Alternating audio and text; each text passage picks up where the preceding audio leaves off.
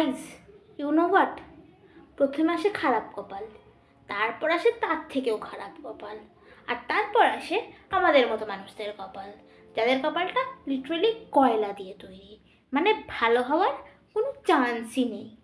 ঠিক আছে, মানে আমার কপাল এতটাই খারাপ যে যে এক্সামগুলো আমি খারাপ দিয়ে আসি সেগুলো তো নয় আমি বাদই দিলাম, যেগুলো ভালো করে প্রিপেয়ার করে ভালো এক্সাম দিয়ে আসি সেখানেও আমি কম রেজাল্ট পাই।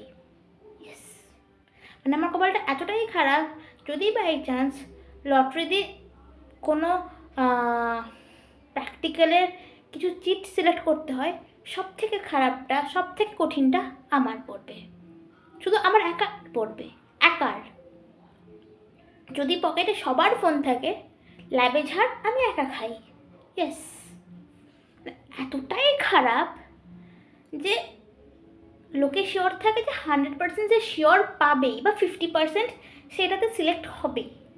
আমি 100% শিওর থাকি যে আমি সিলেক্ট হব না। ওকে, আমার একটা কোয়েশ্চেন আছে, যাদের সোনায় বাঁধানো কপাল, মানে কী করেছো ভাই যে এত ভালো কপাল? প্লিজ একটু টিপস দাও, খুব লাগবে, খুব জরুরি।